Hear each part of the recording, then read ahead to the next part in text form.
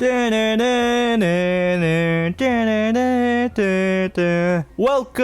everybody to the beginning of Blockbuster season for the Channel Chasers podcast. The start of our triple 3-episode streak of big blockbuster movies for the year of 2025. And of course, yeah, pain. Oh yeah, 100%. Because there's no way we can't talk about these. And the first one on this list, if you couldn't tell by the beautiful opening score that I covered there, is Jurassic World Rebirth, a movie that was on our radar for a while, but we were all still a little apprehensive about, considering the previous two entries. But are happy to say that we were more than pleasantly surprised by it. Well, we also had a glimmer of hope when we reacted to the trailer here on the podcast. Yeah, but also, still a grain of salt there because, anybody could make a great trailer. The original Suicide Squad made great trailers. In fact, I think they spent most of their budget just making great trailers. Well, I still argue that there was a cut of that film that could have been good. Maybe. But yeah, we're not here to talk about Suicide Squad. We are here to talk about Jurassic World Rebirth. And man, we'll get into this in the actual discussion. It is actually going to be a very positive one. I mean, obviously, we have a general rule of thumb here of we don't cover movies or shows that we just actively don't like or have nothing good to say about, because that just kind of sucks. And there's enough negative, ragey content on YouTube that you guys could find that fix somewhere else. But it's really good. I cannot wait to talk about it. But of course, that is not how we start off our podcast. We always start off by first handing the mic over to Brian so he can jump right into the news. Take it away, Brian. All right, so you guys owe me. I saved you because I'm doing this as a news story instead of including it in the trailer and causing pain to you guys. Okay. Because don't know if you heard, but Anime Expo was just recently. I've been following a lot of Anime Expo stuff. Well, they announced that a certain show that we loved is coming back for a season 2. Okay. Edge Runners. How? Exactly. Which is why they recut to announce that they were starting production. They did a recut and did a teaser trailer, a 1-minute teaser trailer, and it's like David is dead, Rebecca is dead, and did a compilation of all the characters dying. Okay. And then said, but Night City lives on. So it's going to be an anthology. Oh, all right. That makes sense. But they really didn't have to re-traumatize everybody with that trailer. Fair enough. I heard about it coming back, and I'm like, damn, what a way to fucking get people's attention by punching them right square in the feels. Side note, I want to highlight some news that we got from Anime Expo. Well, real quick, one last thing about this before we move on is they did also announce that it's going to be a different director. Oh, okay. So it's going to have a little bit of a different vibe, but the new director is, I'm probably going to get this name wrong, Kai Ikarashi, and hadn't really directed much, but he is an animator that has worked on such shows as Dress Up Darling, Delicious in Dungeon, Nice. Heavenly Delusion, Mob Psycho 100, also worked on Fate Grand Order, the movie. There have been a couple Fate Grand Order movies. Which one?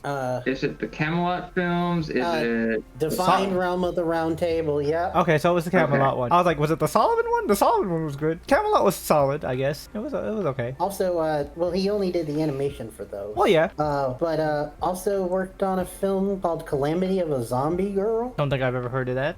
But yeah, so we'll have to wait and see. But if it's of any quality as the first season, and I know they said, and they gotta get a banger soundtrack like last time. I still listen to I Really Want to Stay at Your House. Oh yeah, that is a great one. And I know they said it's an anthology, but I wonder if we'll at least get a cameo from Lucy.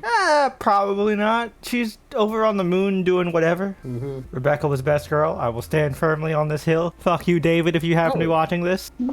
But yeah, so we're excited, and that's it for the news. Yeah. A quicker one this week. Yeah, so one thing that I want to highlight from Anime Expo, because it spotlights a creator that I've followed for years and absolutely love, and I'm so happy that he's living his dream.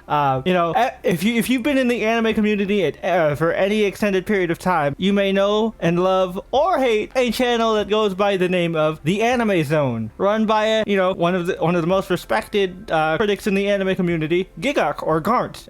And it was just announced recently that Geeks Plus, the company that Garnt and the boys work for, that actually like funded their move to Japan and stuff, have started an anime studio, and Garnt is making his first anime. And of course, his first anime is an isekai because it's Garnt. And I think that's awesome. It's apparently an isekai that is going to be focused on like Thai mythology, because Garnt is from Thailand.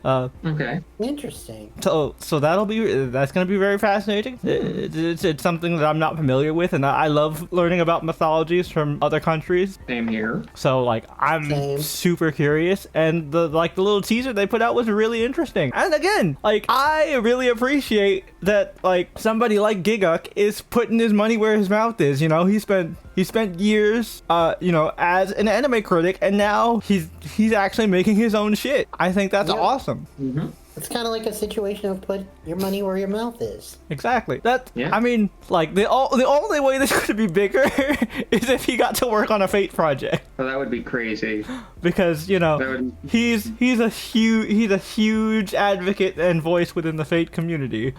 So like that would have been huge. Which also he actually was there for the to actually interview Ayako Kawasumi for the Honkai Star Rail panel, because they did the panel for the Fate the Fate Honkai Star Rail collab thingy that they did. Yeah, the Day Night collab. Yeah, which I hear from friends that play Star Rail was actually pretty decent.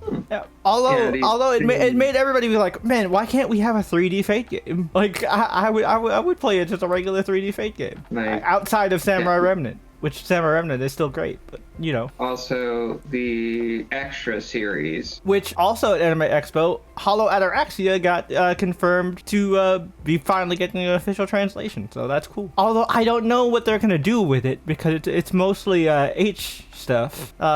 So like, yes, there's a plot, but like it's mostly H stuff. So like, where's that one going? It's also time loop rules, and I'm like, bro. Yeah, it's gonna be a weird one for people that like got the new the Fate Stay Night like official translation. It's like, oh yeah, now I can play the sequel. It's gonna be fun. What the fuck is going on here, huh? But yeah. And also with the proper translation and not being able to have those H scenes, that's like most of like the plot is just gone. Yeah, that's the weird part. It's like the thing. So, is it like Game of Thrones? Yeah, it's gonna be like me and David were joking about this the other day. It's like, is it gonna be like a 3-hour game? Because like the plot and story are kind of told through the the quote unquote plot. You can't see my air quotes because I can't lift my hands with my model, but like the plot. But yeah, so since Brian brought up Anime Expo, I wanted to just cover these kind of things that just tickled my interest in terms of news that came out of AX. I'm glad you mentioned it, and it is relevant to what I was talking about. No, all good. But yeah, moving on now, we can talk about Screen Time, which is of course the segment of the podcast where the guys and I all talk about the various pieces of media we have consumed in between podcast episodes. That could be movies that we don't have time to talk about, or are maybe talking about later. TV shows, video games, music, manga, comics, stuff like that. So I'll start off. First thing I want to talk about, My Dress Up Darling Season 2 has recently just started up. It's only been out for a couple weeks as of the recording of this video. I think there's only been 2 episodes, but I've only seen the first one, which the first one was great. It had Marin in a bunny girl outfit with her whole ass just hanging out. Oh, wait. And Gojo could not handle it. Peak. Good shit. Dress Up Darling is a great, wholesome manga. Like, and then like a lot of people assume that it's just ecchi trash. I mean, there are ecchi scenes in it, but it's actually very, very wholesome. My only complaint about Dress Up Darling is that like they, because I read the manga, is that like they don't give us enough time with the relationship, because like they spend so much time setting them up to get together, and then they get together, and then there's only like 10 more chapters. It's just like, well, dang, I wanted to see more of them in a relationship. I'm like, all right, so confession, a few really good chapters of them in a relationship. relationship, and then fast forward, they're married and done. And I know what you're thinking. Jay, isn't that a spoiler? I mean, come on, you guys. It's a romance anime. It's not like it was a harem where there were multiple options. You knew he was going to get with the girl. Like, come on, man. That's not a spoiler. It was an inevitability. It would be more, I would consider it a spoiler if this was a harem and there were multiple options, but like, he literally has eyes for nobody else, and she has eyes for nobody else the whole time. This isn't fucking Rent a Girlfriend, which And Jesus. thankfully, there's no like creepy like sister or cousin. Oh, thank God, yeah. Oh, Japan loves that. Japan loves themselves a fucking incestuous cousin or sister. Or absurd nonsense. Ah, man. It's like, Or, sometimes, like SAO, kind of both. damn it. Ah, man. This is why that's why I'm glad I gave up on that franchise. But yeah, so Dress Up Darling continues to be peak. I love season 2. Checked out the first episode of Don to Don season 2. Still yes. fucking crazy. It is. Nice. I saw like the beginning part of the first episode of season 2. Like this first episode it continues this trend of out of pocket behavior. Yep. In this series. Yep. And also, again, fucking Okubo, those two, they are just fucking. I love how they handle Okurun and is it Momo? Yeah, right? Am I correct? Her name's Momo. Yeah, I was like, I always forget her name for some reason. But yeah, Okurun and Momo continue to just be couples goals. Like, I love how they handle their relationship in this anime. Also, the homies hate fucking Gigi. Yeah. Because this man ain't shit. But yeah. That voice actor though. Oh my God. I can't wait to see. I only watched the sub. I want to go back and see the dub because I binged Don to Don all the way through in dub. But I want to go back and watch the first episode in dub. I had thought it wasn't simul release, but apparently it's not too far behind. So like I'm gonna wait a couple extra days to watch this dub episode. Well, how I'm able to watch Don to Don is through Netflix, and Netflix plays it up for you right from the get-go, man. Oh, for some reason it played the audio in Japanese for me. Huh. Well, then that means that the last time you watched an anime, you had it in sub. Because you know what? They remember your preference. That makes sense. Because the last anime I watched was I finally started, which I was gonna talk about next. Actually, I finally was like, all right, I'm sick of waiting for this dub. I ended up finally watching Dragon Ball Daima, which I liked. It was good. But yeah. So, Don to Don, fucking Dress Up Darling, Daima played a little bit more of Pokemon Daybreak. As promised, I'll give you guys a little update. I managed to defeat Taze thanks to some lucky crits and some sacrifice plays. Now, obviously, Tony and I are not playing this on Nuzlocke rules because we're not dumb. This is our first run playing a game. We're not gonna do our first run as a Nuzlocke. Yeah. But I managed to beat the electric type gym leader. Made it all the way to the swamp area, so we could evolve our boy Tolkien, the Grovyle, into an Armarian Sceptile. He looks cool as fuck. He is a poison dark type. One of the regional forms for this game. Really dope. Very much looking forward to it. And now we're on to the fourth gym leader, who is a dark type gym leader, and his puzzle is annoying as shit. It's one of those where the gym is entirely dark and you can't see any of the tiles and you have to like navigate your way blind, and I can't navigate with sight.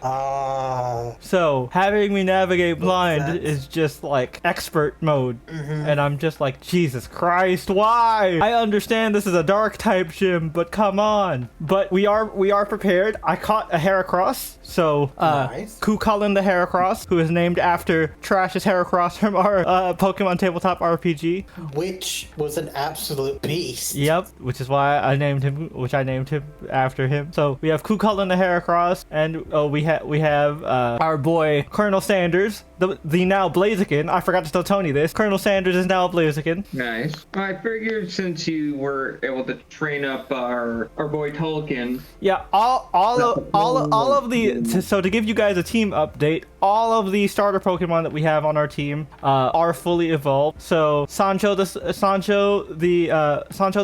the Marshtomp has now become Sancho the Swampert. Nice. And yeah, like I said, Tolkien has now become Armarian Sceptile, and Colonel Sanders has become a Blaziken. Side note, I contemplated doing it, but I haven't done it yet. We did not give you guys this part of the update. All right, so there's something really funny. Something really funny happened, and me and Tony had like a big laugh involving a starter Pokemon. I'll let Tony tell this story. Okay, so you gotta help me refresh a bit of my memory here. The pig. Oh yeah. Oh. So this was before we were able to fully induct the Colonel onto the team, and we came across another fire starter with the share typing when it came to Colonel Evolutions, Tempig. Brian, folks, let me tell you that we came across an entire family of freaky ass pigs. Yep, To the point when we caught one, the lowest level one, we gave him the most appropriate nickname, to the point where Jay and I started laughing our asses off. Yeah, okay, so to explain why we say this pig was freaky was that like it just kept tail whipping at us, so like in our head it was just like shaking its ass at us this whole time. It was like this weird freaky ass pig, and like, you know, like Tony was like, oh, it's a freaky pig, I know what to name it, and then Tony gave his suggestion. I was like, no, I have a better idea. And then when I adjusted the name, it was even more hilarious, and we just kept laughing hysterically. So we decided to name this pig after a certain celebrity that has been all over the news over the past couple months for his freaky activities. We christened this pig P. Diddy, aka Pig Diddy. Oh god. It wasn't just him. Freaky ass family of pigs started twerking at him. Yeah, because every time we would run, because we were grinding in the grass. Pause. We were leveling up in the grass, and every time we ran, yeah. We were trying to look for Torchic so we can get the Colonel. Yeah, because we were like, all right, we're not allowing Pig Diddy onto this team, but we do need a fire type. And we wanted to get that chicken. And the first Torchic we ran into was an asshole and like would not get in the ball, and we ran out of Pokeballs, so we had to restock. And it chose death. Yep. Over friendship, which rude. But so every time we'd run into another Tepig, it'd be higher level, and it would still be doing the same shit, just twerking on us the whole time. It's just like, these freaky ass pigs need to leave us the fuck alone. Eventually, we found the Torchic, and we had established a rule that each of us gets one silly meme nickname on the team that does not have to follow our established rule of Pokemon will be named after either like fictional characters, like famous fictional characters, or famous authors, depending on if it fits them on. And so I was like, all right, I invoked the rule on this one. When we finally caught the Torchic, I named him Colonel Sanders, and I will tell you, Colonel Sanders is currently our strongest mon at level 40. Oh shit. No one will fuck with his 11 herbs and spices. But I am still holding on to my silly nickname card, because technically when it came to nicknaming Pig Diddy, that was a shared one. Yeah, so that doesn't count. So Tony does still have his meme nickname. Also, we caught a bunch of Eevees, and we decided that for the Eevees we invoke a special unique rule for all the Eeveelutions, and they are all named after comic book characters. So we changed our boy Virgil's name to Bruce because he's the Dark Knight. Makes sense. Then we have Wally, our Jolteon. What did we name the Vaporeon? We named him Namor. Yeah, right. The Vaporeon's Namor. Flareon, it's still technically a comic book character because it's a Japanese comic. Yes, people, manga are Japanese comics. And so he is technically he's a Japanese character that's a Western style superhero. So it still fits. And yep, we named him Endeavor. Yep. I see you go, Johnny. No, because Flareon sucks. I was not gonna do that. We had this conversation while we were trying to name each of these motherfuckers. Yeah, because that was the first name I thought of too. I was like, oh, Johnny, but then Tony was like, really though? Flareon sucks. We gotta give it. We have to name it after somebody who is the worst. And it's like, all right, Endeavor. Yeah. And yes, My Hero fans, Endeavor does improve and he becomes a better person and redeems himself, but that's later. For a good chunk of the beginning of the series, he is terrible. But who else? I totally get. Yep, and then we have Oberon the Sylveon. Yep, we have Oberon the Sylveon, and then we have the token girl of the group, because every superhero team has to have at least one girl. We have Emma the Espeon. Makes sense. And technically, we already used Jean as a name for a character because we have a Curlia named Jean Grey. so couldn't use Gene. But yeah, I think that's the whole team, right? Yeah, that's the whole team. No, there's Glaceon, who's Bobby. Glaceon is Bobby. Leafeon was. I don't remember. Oh yeah, Alec. Yeah, Swamp Thing. Yeah, Alec. Swamp Thing. Duh. And Alec came in clutch for the water gym. He kicked ass. People sleep on Leafeon. Oh yeah, Leafeon hits like a truck. Leafeon hits like a fucking truck. And our Leafeon knows Swords Dance too. So. Ooh. Yeah, superseded my original favorite evolution, which was pre-meme Vaporeon. But yeah. So I think that's the entire team. But here's the best part. So you know how you can name your boxes? I came up with the best name for this squad of Eevees and their home. So this whole with the theme that we gave them, I decided, I was like, all right. At first I was like the League of Evolutions, and I was like, that's not gonna fit. And I was like, all right, what am I gonna do here? And I was like, I got it. I typed it out, and Antonio just started laughing. He's like, oh, that's great. So I have officially dubbed this particular squad of Evolutions the Evengers. Nice. Yep. Which with 2 E's? Yeah, obviously. Yeah. Nice. Like, how else would you spell that fucking thing? You got to, otherwise nobody's gonna understand the Eevee reference. Eevee has 2 E's in it. Come on, Brian. As somebody as evolution obsessed as I am, you don't think I didn't think about that? But yeah. Just making sure. So there's that, and then the last thing before I talk about some shared things that both Tony and I saw is I played for the first time ever as a longtime Pokemon fan. I actually played a Digimon game for the first time on stream because Digimon Cyber Sleuth Complete Edition, which includes both Cyber Sleuth and Digimon Story Hacker's Memory. I got to play it, and I started Cyber Sleuth, and it's fun. It's a weird combo of a bunch of games that I like because it reminds me of Persona. It reminds me of like Yakuza Lost Judgment. It reminds me of SMT, which I guess is still within the same family as Persona, but like it's fun. I dug it. Right now my current team are a bunch of Adventure 1 buddies. My starter Digimon is Palmon. If you don't remember Palmon is the plant Digimon that Mimi had. Yep. Palmon is my starter, and then I eventually found a Koromon and a Bakumon, and I eventually evolved that Koromon into, of course, the boy Agumon, and Bakumon eventually evolved into Gomamon. So I've got Gomamon, Palmon, and Agumon. I want to eventually get a fucking Tsunamon so I can have Gabumon at some point. I just want look. I'm a basic bitch. I want to get my Adventure 1 buddies. That's the series I grew up on. So all those Mon are goated though. Oh yeah, no, like there isn't a Mon within that roster that I like, that I don't like absolutely love it for some reason or another. I really wanted to get fucking because my favorite outside of Agumon, because maybe I'm just a basic bitch, and Agumon was basically Charizard. I mean, he's more of the Pikachu of the Digimon franchise, but like, his forms give more Charizard. But outside of Agumon, my favorite Digimon from the Adventure 1 crew was always Tentamon. I love Tentamon. Kabuterimon and its entire like all its entire other Digivolutions are fucking sick. So I want that. One that I really want to find though is I want Wormmon. I want Wormmon because I thought Stingmon was always so fucking cool. Well, technically, in the story of Hacker's Memory, we do get to see Wormmon. Nice. And he plays a pivotal role in the story as a character. I love Wormmon. Yeah, people. I didn't know which one I should play first. Because I know they technically take place at both at the same time. So I just kind of flipped a coin and went with Cyber Sleuth. But I'm enjoying it. The only weird thing that I experienced, which I think might have just been a glitch with the game, I could not name the character after myself. It kept telling me, please don't use your real name. I'm like, technically that's not even my real name. It's a nickname, but whatever. So like I just had to stick with the canon characters, like the protagonist canon name. I was like, all right, whatever. I just want to play this game. It's fun so far.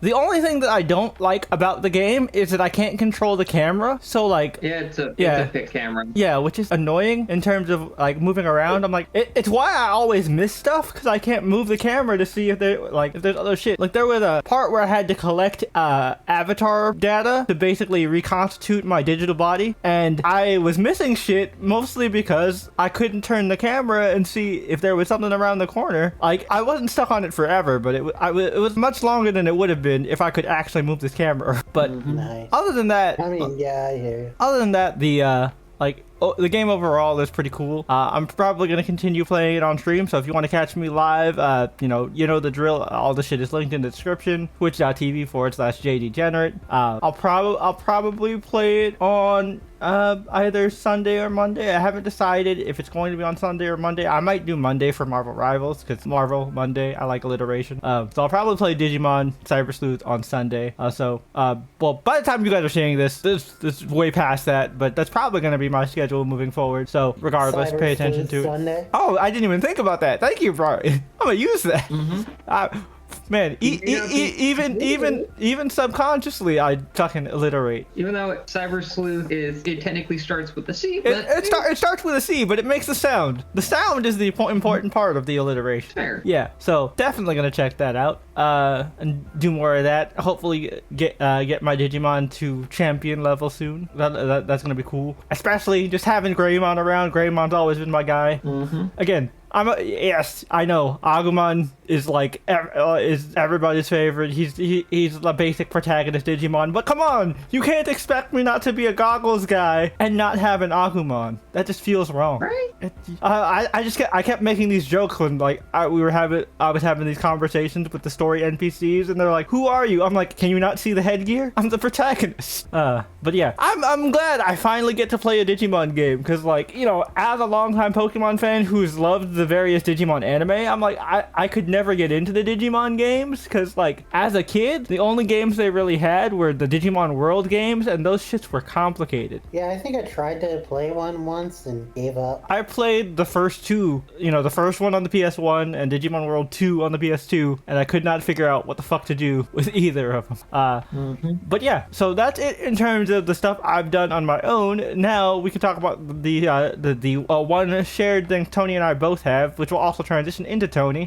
Tony and I both managed to see Superman, the James Gunn 2025 version, in theaters, which of course we will do a full episode on. But you know, I am happy to report, you guys, Superman lives. He is here. He is on screen. This lives up to the hype, man. Oh my god. Like, again, I won't spoil anything plot relevant, but the performances were top notch. I had as a massive, wonderful Marvelous Mrs. Maisel fan, I knew Rachel Brosnahan would be great as Lois, but she somehow managed to blow my expectations out of the water. Like, I had a high bar for Lois and Clark going into this because we, you know, on the podcast here, we've spent years covering Superman and Lois, which for a long time has been like the version of Lois and Clark for us. But like these two, holy shit! And it's like this is the way I like to put it is this version of Lois and Clark is what I wanted my adventures to be.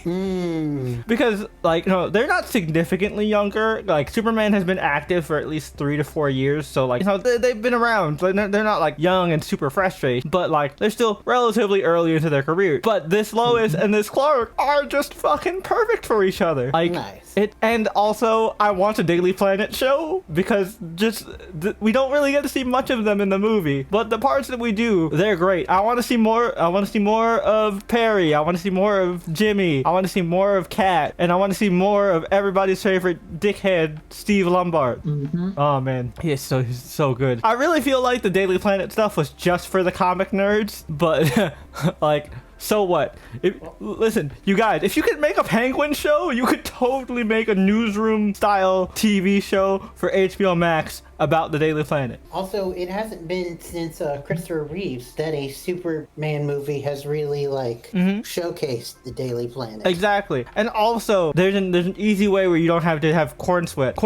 Clark covers the Superman beat, so you could just have Clark out doing Superman stuff, and you don't have to see Clark, or you could just hear about his stories and shit. Who knows? This is Gunn interweave stuff. I think it would be awesome. To the fact where I believe at least 2 of the characters that were in that movie are going to be in Peacemaker season 2. Which 2 characters? Flag and I believe Guy. Oh, guy I wasn't expecting. Flag makes sense because, you know, obviously military, and Smith is a military guy. So, interesting. I mean, and the movie really opens up the world. Like, you know, Mr. Terrific kills it. The entire, like, Justice League that shows up, you know, the small portion of them are great. Also, like, somebody pointed this out to me and I never realized it. That every version of Hawk Girl that we've seen, like, all throughout the years has been Latina. Like, I never noticed it. And I'm just like, and they're like, yeah, think about it. Like, the voice actress for the original voice actress for Hawk Girl is the mom from Wizards of Waverly Place. And then and then you look at all the other versions of Hawk Girl that we've seen on, like, CW, the Arrowverse, shit like that, all Latina. And I'm just like, wow, never noticed. Which I'm still mad at the CW version, beyond just being boring, but also how she treated our boy Cisco. Yeah, that was whack. It was like, oh, so my fate-designed eternal love is back. All right, sorry, boyfriend, gotta drop you. Yep, don't worry. You'll have Gypsy, who you also don't get to see that often anyway. Whatever. And then you end up with a complete OC, which she technically wasn't an OC, but she was a character that particular writer made in the comics. So that's the thing with that season, right? The season where that guy, I forget the guy's name, took over as showrunner. He inserted all the characters that he created. Chester, the photographer chick whose name I can't remember. Because I knew the Hispanic girl was, I knew that she was one of his characters, but I didn't realize the one that ended up with Cisco was also third character made by him. The vast majority of the new people on Team Flash for that season were all characters he made. And the photographer just ended up being like Iris's sidekick for the most part. Which is wild because, like, you know, they, like, not to get into too much of a Flash tangent, but, like, it took them that long to establish Iris's, like, news blog, and she's supposed to be a reporter. Which, like, side note related to this film, before I let Tony actually, like, give his thoughts on it, is that, like, I keep hearing that, like, Grant is like, hey, James, you know, if you need a Flash, I would not be opposed to it, to be honest. Well, I've also heard another big name, former superhero name being thrown out as a possible for Barry, for the gun Barry. Personally, here's my thing. I think Gun's Flash should be Wally. Oh, I agree with that 100%. It's Flash. So I heard Flash, and I guess my brain just assumed Barry. But the name that has been thrown around, which now that you mention it, I think his personality does fit Wally more, even though he's not a ginger. Yeah, that's what hair dye is for. Andrew Garfield, 100%. I could see that. Oh, absolutely. I could see that. Absolutely. 100%. Just dye his hair. But yeah. My thing though, when it comes to this movie, I have never in my life, aside from animated films, compare a comic book coming to life. Oh yeah, 100%.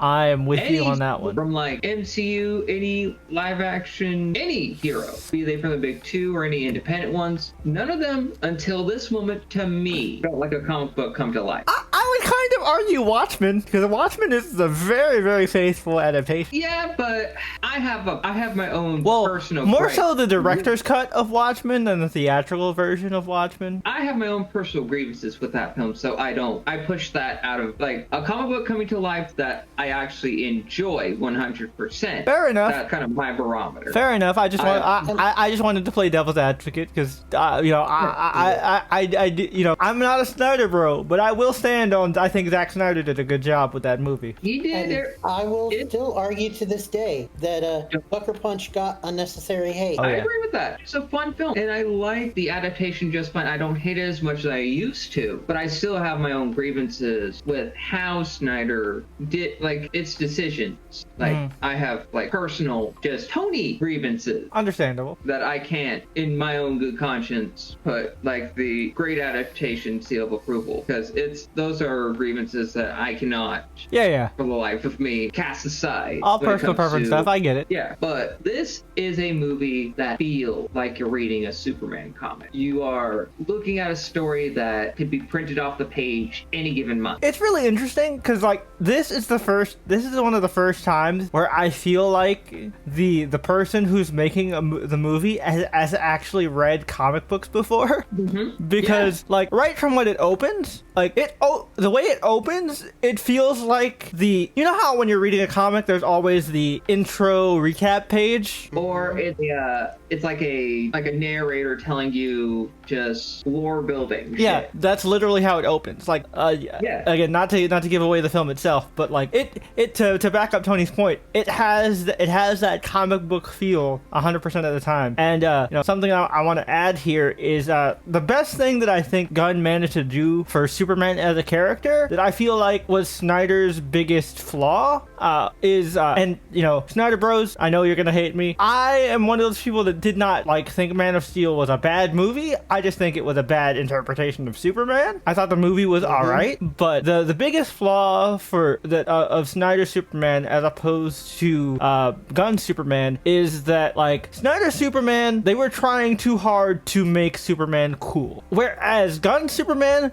doesn't try to make Superman cool. He's not cool. He's goofy. He's silly. He's just Superman. Superman is the type of guy who gosh darn it all the time. That meme that developed with Captain America in the MCU is actually Superman. Language. Yeah, he is the type of character that is the embodiment of dad jokes. And also just the embodiment of good. This dude goes out of his way during a big, superhero bad guy fight to save a squirrel. Nice. Yeah, every lighter. Exactly. Yeah, which the sad thing is about the Snyderverse version is you see Henry Cavill in interviews. Yeah, no, that's the thing. Is that He goofy. has the potential, but he was never allowed to be that. And I will always stand that Henry Cavill, I think, is a great Superman, but he was never allowed to be a great Superman. No. Yeah, my 2 cents on that is Snyder wanted to make Clark a Christ-like figure when he is more of a Moses allegory.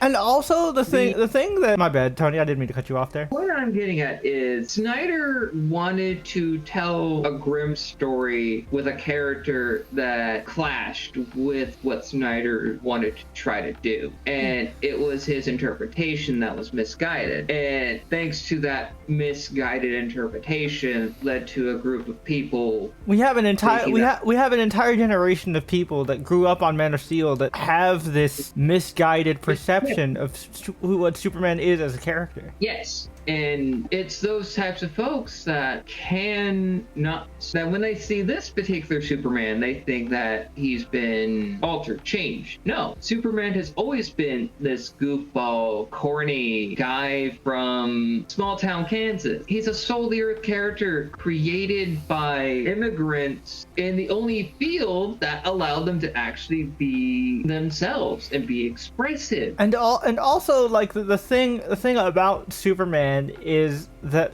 that I also think Man of Steel kind of went wrong with, and honestly a lot of adaptations of Superman in the modern era kind of go wrong with, is they like to focus on Superman as a loner for some reason, because obviously since he's an alien, he's an outsider, and so they want to give him this outsider perspective. But that's the thing though, Clark is not an outsider. He's never been alone. He's always had people by his side, whether it's Ma and Pa Kent, Lana Lang, Pete Ross, the entire town of Smallville. He has people and he understands people. He is a man of the people. He's a people person, and that's what makes him a larger than life almost Christ figure. If you want to go that angle, you have to do it in a way where he is someone that unites people under a cause of good. And also they made him petty for some reason. Now, to be fair, if you've read Superman in the Silver Age, yeah, Clark was one of the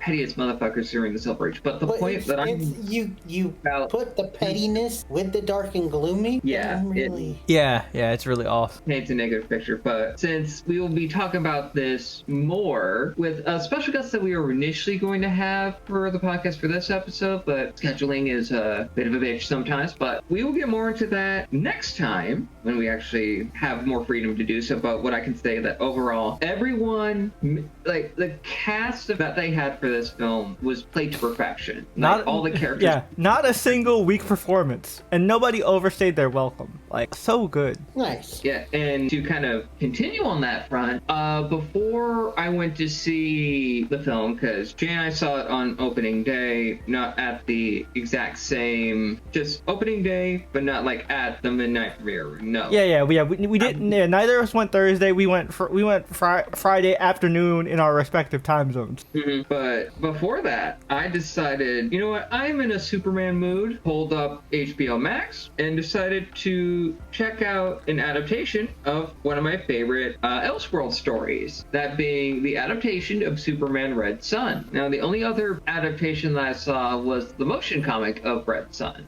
which was, as the nature of a motion comic, it's a very faithful adaptation. Because it's just the comic with a little animation added to it. Yeah, but with the adaptation of Red Sun in this animated film, everything about the story is streamlined, even down to the timeline, where instead of showing it to about the modern day of when the original story was written, which was like 2000s, 2010s. Yeah, I want to say it was early 2000s. Yeah, I would say just about early to mid 2000s. Yeah, I think like 2004 or 5-ish. Yeah. Yes, because it mentioned stuff about President Luthor, and the only time that Luthor was president in the comics was during the 2000s. Yep. And they only 2003. Okay, so yeah, I thought it was like 3-4-ish. Okay, cool. So the film focused on these time periods. 1945, it's the 50s, it's the 60s, and finally ending the film in the time frame of 83, where Luthor is president.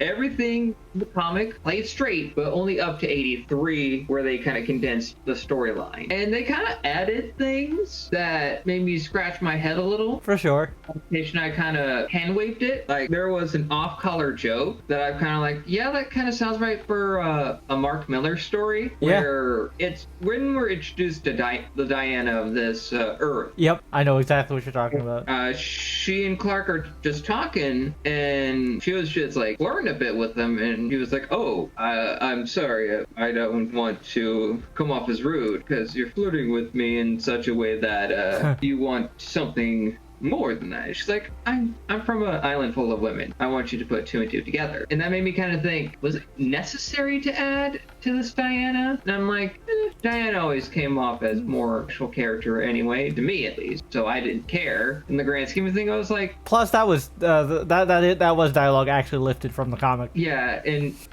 since I haven't reread Red Sun in a long time, it's just like, yeah, that feels like a Mark Millar. Obviously, if you've read any of Mark Millar's stuff, like Kick-Ass or Red Sun, any of that shit, he's very crass, which isn't a bad thing. But it's like, I was like, well, it was more of like, I have expected it to be said in that way, but not in the way it was presented in the film. I'm like, oh, gotcha. The way it was delivered, like the line itself was delivered, and it made me think, okay, well, it is a Mark Millar story, so I let that part go. But they did the thing that they've been doing for the past few years, and it's just amusing to me in a way that I'm not offended, because I'm from a family of redheads. I'm just more so amused that this trend just continues on and keeps making Jimmy into a black guy. It happens every time. Yeah, it's so weird. It's so weird. It happens all the time. It started with I think Supergirl was the one that started it, and they haven't gone back ever since. Although Jimmy is a white man in Gun Superman. But I'm just more so amused because we noticed it when it comes to like castings. Yeah, red characters are just played by fantastic black actors. It's so like it's just not you could there's definitely stuff you could read into that, but we don't need to go into that here.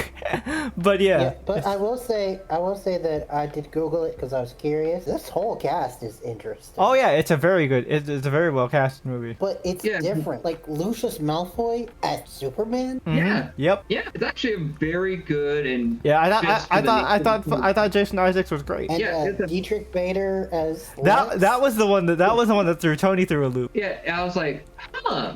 One of my favorite Batman voices playing Lex Luthor wasn't what I expected, but he gave off the performance that really fit this version of Lex, and I loved that. I loved this performance from Dietrich. It was so good. And Amy Acker, who, if you don't know her, she's like from childhood, like Fred and Angel. Yep, good old Fred. She was Lois. But the thing I can say about the Jimmy of this adaptation, he is so sassy, like he is in the comic, and I am just more so amused by Lex as a character because they omitted the one big twist from the original comic that Krypton was just Earth in the future. Oh yeah, I thought that was weird that they got rid of that because that was like the big whoa of that entire story. They omitted that completely, and it just kind of ends with Soviet Superman just in the crowd as Lex is just resigning his post as president. And I'm looking at this man, the pettiest motherfucker in comics, like second only to Doctor Doom himself. I would like it's an interesting. I think it's like a weird three-way tie that goes back and forth between Lex Luthor, Eobard Thawne, and Doctor Doom. Yeah, I agree. And I gotta give it to Lex in the adaptation for just being a petty soul. He's a great progressive guy making Jimmy his vice president, which he wasn't the vice president in the comic. Nope. I think he was like he was a secretary of some Yeah, kind. he was a cabinet secretary. I want to say it was either defense or education, one of those. Yeah, I can't remember because it's been so long since I read it. But making him vice president, and I was like, you know what? I'm okay with that. Give this version of Jimmy some love, and making him a new president is kind of sick as fuck. Then, like, I was just so amused by, because we had company over, and they were the girlfriend, our mutual friend, and myself. They were watching the tail end because they were doing something else, and I was just finishing. They were watching the end of it. They found the concept of the story very fascinating because it's the whole. I apologize, folks, for the folks at home that didn't really pay attention or clocked what the hell I was even talking about. Superman Red Sun is the adaptation of the comic of the same name, where it plays a scenario of what if Superman, Kal-El, landed in the Soviet Union in the 30s instead of landing in Kansas at that time. Mm-hmm. And so they were like, oh, that's very interesting. And I'm like, yeah, it's a very interesting story for at the time. And it really played into the trope of the timelines that were throughout the story. Oh yeah, for sure. And the one thing that I got a good chuckle out of was no matter what universe, Phil Lamar will always play Jon Stewart in them. It's just required by law at this point. Yes. Mm-hmm. There's a member of the Green Lantern squad in the big climactic fight scene before the events of Washington, where Soviet Superman is heading to America, where he beats the asses of these soldiers. And I gotta give it to Lex, though. He really went in and chopped the finger off of a dead Abensur. Yep. And I don't fully remember if he did that in the adaptation at all, or he just had the ring on him. I don't remember. It's been a while. But it made me really inspired to actually just watch more. Like, after seeing Superman 2025, made me want to see other Superman films, but never really had the time to do so. But one thing I was able to catch, and it's going to be mostly my screen time, you mentioned Giguk, Jay. Yep. Well, I came across his wife's content. You've never seen Sydney's videos before? No. What? I love Sydney. This girl is so full of energy and just absurdity. I can't believe you've never seen Sydney stuff before. That's crazy. Yeah, she's great. She's great. I've been following her for years when she would like review Arrow gays and stuff.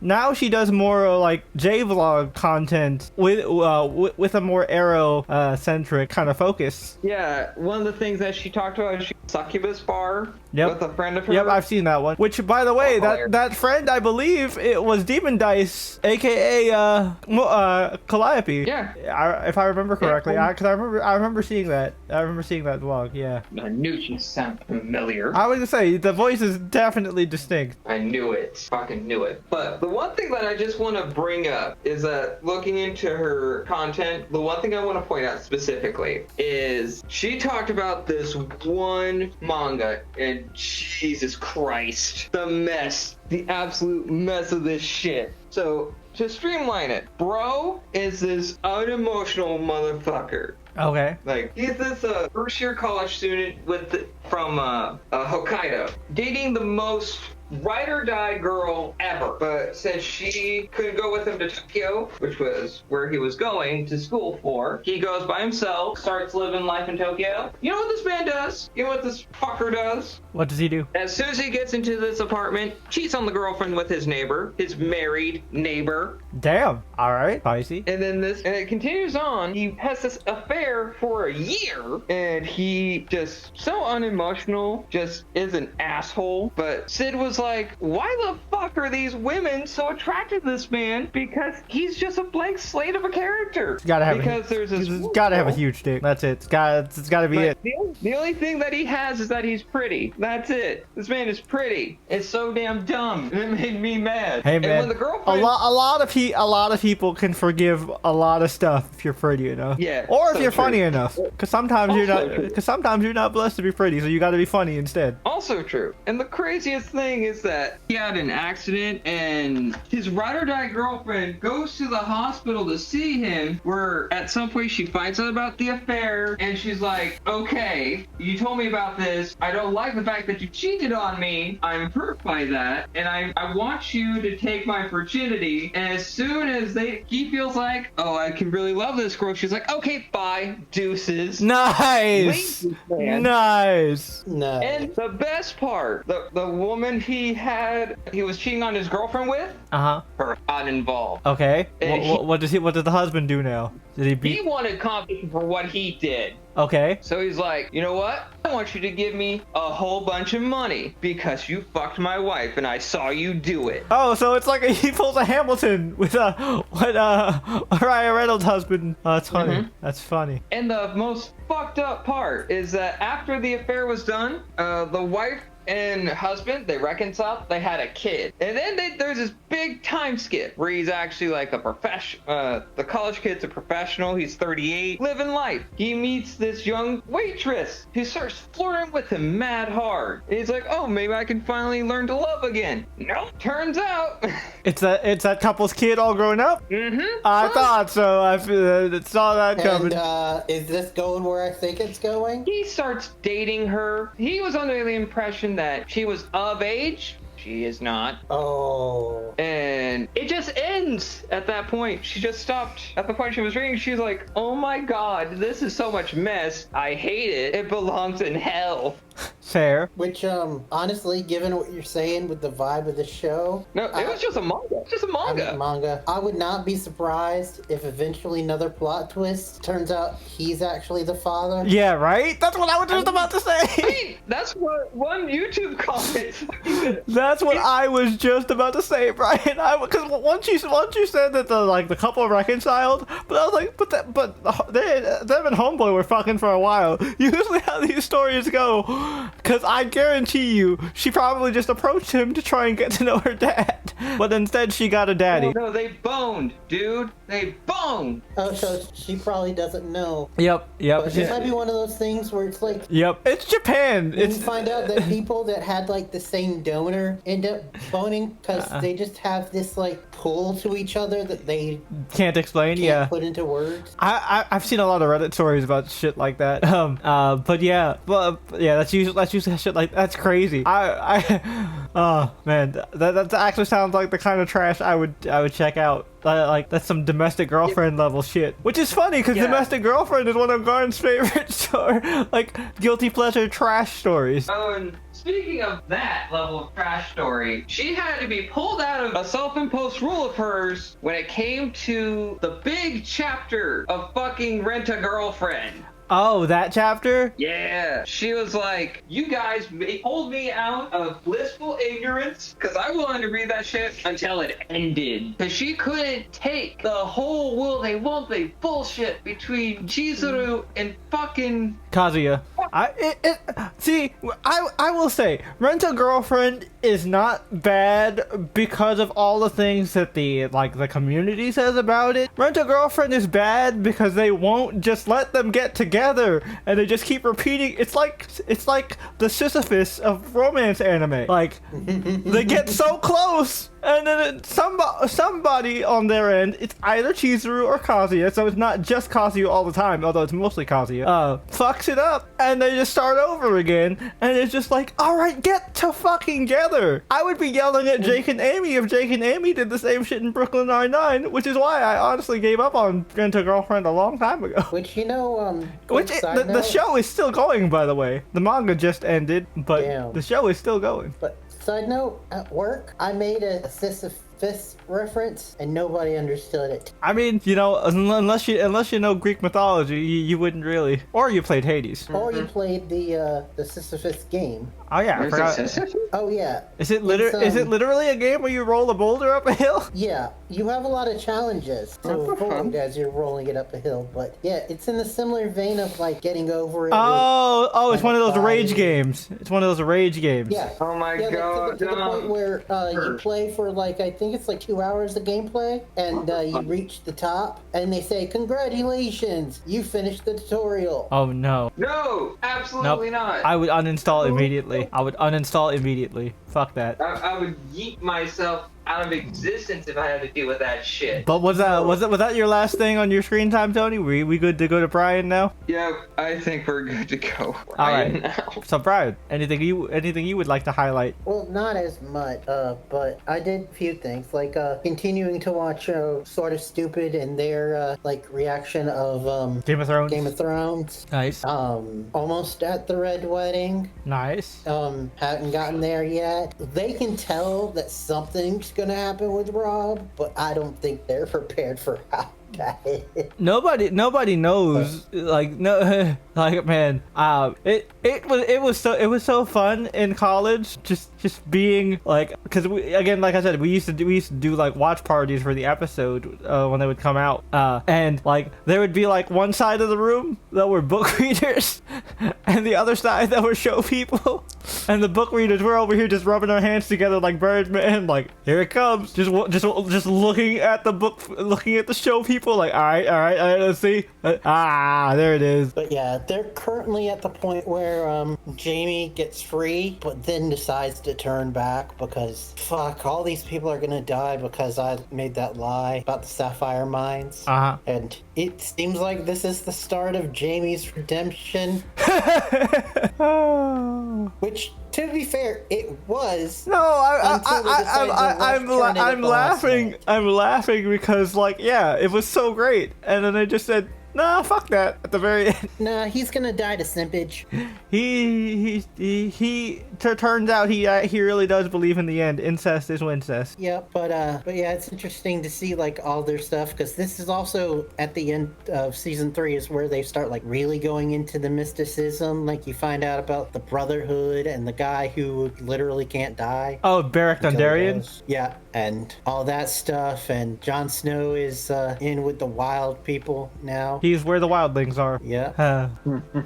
I saw a T-shirt with that, like, where it was Jon Snow where the wildlings are, with the same format as the book title of, like, you know, where the wild things. Nice. And the biggest thing is also the I guess you could say spiritual death of Theon Greyjoy. Oh yeah, where Theon dies and Reek is born. The whole Ramsay Bolton torture scene. Yep. It's at midway in that. They haven't revealed yet who Ramsay is, but like that he's a psychopath. That's all you really need to know. Well, like they hadn't revealed his name or like, yeah, why he's a significant person. But dude, I forgot all the shit that he did. Like making him think that he escaped, only to say no. And then before he gives him one last hurrah, threesome, and they're like, I don't believe it. I don't know what he's doing. Like their theory is that he's just trying to build him up to bring him down. And I'm like, no, guys, it's even worse. I mean, than that. yes, but they definitely definitely bring him down. He definitely loses parts of himself. Yep, so it's going to be interesting to see how they react to the Red Wedding and all that stuff that happens at the end of season 3. Also, I continued to watch some more of Red Ranger Becomes an Adventure in Another World. Nice. And this main guy, Red, I feel like he is an amalgam of a me character and a J character. No, that's accurate. That's accurate. I would say so. And getting more into the lore of this world, which is interesting, and you get to meet more of the bad guys, including a creepy jester dude. Also, they have like a Majora's Mask-esque scene. Oh yeah, I remember that. Where Red takes these fantasy creatures and introduces them to space. Yep. And rocks their world completely, just on accident. It's like, so there isn't a world beyond the heaven? And it's like, no, it's space. Like, even one of the guys like that hates him, which he kind of reminds me a bit of a Tony character. He goes off on this monologue about space, and they're having this nice bonding moment. Then all of a sudden, oh no, he gets yeeted away because of plot, but also to interrupt a bath scene. Of course, naturally. Where naturally, when she stands up, the bubbles are in the right spots. Of course, you know, it's just the magic. She's It's just censorship like, magic. She's like, aha, Eureka, I found out this thing for the plot. And he's like, I'm happy for you, but do you think we could have this discussion somewhere else? And then she realizes what she did. It's a great little show of like mixing genres. Oh yeah, it's fun. It's definitely fun. It was one of the better ones from last season. And speaking about fun animated stuff, I also this is kind of like sequel talk from last episode, but finally watched it. K-pop Demon Hunters? Yep. Nice. You get it, right? Yeah, that music is catchy as hell. Right. You see what we were saying about the villain song though? Oh yeah, but also the lead, all of their songs are great. Oh Which yeah, makes sense because they brought in 3 different established Korean singers. Yep. / rappers to voice the singing voices of these girls. Yep. So it's like a super group, basically. Oh, yeah. Except for one song where they brought in fucking twice. Right. And all of the songs are great in that. But I do see some of the criticisms that people are talking about. Like, plot is a tiny bit cookie cutter and also a little too focused on one of the 3. But I get why. Yeah. Also, it's like a Justin Timberlake situation where you do have a lead Yeah, singer. yeah. Every group has a Justin Timberlake or a Beyonce. Yeah. Like, But yeah, I really enjoyed it. Now It that we've all seen... yeah, it totally would have been podcast worthy. I feel like we gave our ratings Yeah. last time, me and Tony. You did? I don't remember. I want to say well, I can tell you what I'd give it if we didn't. I would have given it like an 8.5. I think Tony said 9. Oh yeah, that's right. I did. I think 8.5 is good for me. And spoiler alert, kind of didn't see Homeboy dying. Yeah. Although I did hear an interesting theory. It's what if when he died, because the way that he died is now it's more going to be like a Soul Eater type situation where his soul is in her sword. In a sword, yeah. That's Shaman King, not Soul Eater. Soul Eater, he turns into the sword. It's not that his soul is in the sword. He physically turns into the weapon. Shaman King is where souls go into Well, weapons. they said Soul Eater, but yeah, I feel you. That makes more sense. But anyway, so that would be interesting. Also, I do want to learn more about the other 2. Same. One of them definitely reminds me of your typical Stephanie Beatrix character. Oh yeah. But all of it was great. I really enjoyed it. Like you said, it would have been podcast worthy if not for such a jam-packed month. Seriously, dude, what's it up with July? But yeah, I really liked it. Also, can I just mythos say, July has been going by so fast. And the mythos of the world is great. Also, I do like the fact that they did not redeem the ant. Yeah, same. Because in like recent generational trauma type stuff, they've been redeeming the parent or parent figure. And I'm like, that's not realistic. Not all of them get it. So I'm glad to see that she had the confrontation scene, but then she didn't like say, I'm sorry. She just more enforced it. Yep. She's like, no. We can lie to them and say that it was all an illusion. It was a trick. Yeah, man. Such a good movie. Such a good movie. Oh yeah, indeed. And the animation style was great. It kind of reminded me of like a more bombastic version of Wolfgang. Yeah, I could see that. Sony's really starting to become a top contender in terms of animation studios. Oh yeah, indeed. Surprisingly enough. I mean, it's not too hard considering how much Disney's been lacking, but... Oh yeah. Which, by the way, did you guys know that movie Elio is out in theaters? I did not know until I went to the theater and I saw it was, like, advertised. Yeah. And I was like, huh, that looks like a cute movie, but... It's really good. I've heard it was good. It's just Disney didn't market it for shit. They don't market original stuff anymore. Yeah, I know. It's crazy. Weird. But yeah. Anything else, Brian? That's it for me. Okay, cool. I do want to give, like, a quick shout out music-wise.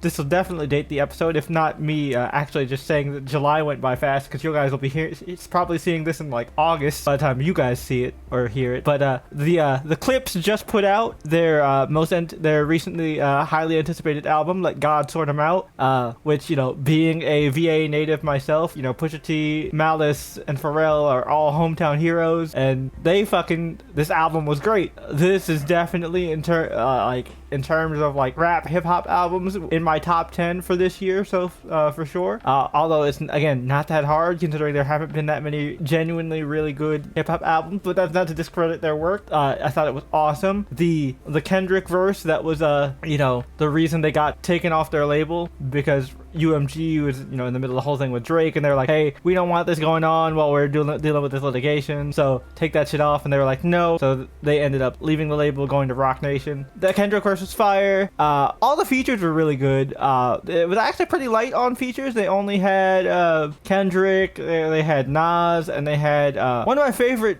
new, well, he's not new, but like next up type rappers, Stove God Cooks. Very, very well done. You know, very few people can talk coke rap as well as Pusha T does, but Stove God was able to keep up. And the thing that I like about the Clips is that they're not just talking about drugs. They're using drugs as like an elaborate metaphor for a bunch of different shit. They're not just perpetuating like or glorifying being drug dealers. They're using drugs as a, you know, complicated metaphor more than anything. And like it's a very short album. It's about 40 minutes in total. But everything is very concise and clear. You know, it doesn't feel over bloated or anything like that. Every song has a purpose. I thought it was really good. There's like a nice mix of, you know, deeper introspective cut and like high energy, you know, raw type shit. And I thought it was really good. You know, maybe it's my personal bias because, you know, they're from my hometown, but, you know, I still think it was a great album. Definitely go check it out. Nice. I'm gonna do a quick shout out. Okay. Real quick. Sure. YouTuber, it's Alex Clark. He is one of the OG like animator YouTubers. He took a break for a while because YouTube took away his funding for some reason. Oh dang. Yeah, and because YouTube doesn't really like animation stuff. That's why when you see like the bigger stuff, they're able to survive because they get like the funding of Amazon or Patreon and all that. Yeah. Well, he's currently doing like his big magnus opus series called The College Girl, where it's basically how he met his wife and the mother of his children. Aww. And it's all completely animated. I think done all by him or mostly by him. And he has told everybody that not doing this as like click rage bait, but this series doesn't do well. He's seriously considering quitting YouTube because he's got a family to feed. Oh, that makes sense. He's gotta look out for them. And so go check out his stuff. It's Alex Clark. All right, cool. Because we appreciate like older YouTubers. He's been making videos for like 15 years now. Oh dang. Yeah, like I said, like he's up there with like Jaden Animation as like one of the first animator YouTubers that like made it for anime. Oh cool. But yeah, all right. So with that out of the way, we can now jump into our final segment before the main discussion, which is of course Trailer Talk. Trailer Talk is the segment of the podcast where we go over six brand new trailers that our boy Brian has curated for us. They are obviously not new to you guys because you'll be seeing this much after we record, but they are new as of the time of this recording, and you can find that playlist down below in the description. So at this moment, you can pause the video, and then once you unpause it, we will have thanks to the magic of editing, seen those trailers ourselves and give you guys our first impressions / reactions. So we shall be back shortly, but please, before that, enjoy this word from our non-existent sponsors. And we're back. Okay, yeah, pretty solid batch of trailers, all really good. Well, one of them I did not expect because I did not know there was there was a trailer for this out yet. But yeah, very exciting. I guess we'll start. Probably the one that we're least excited for.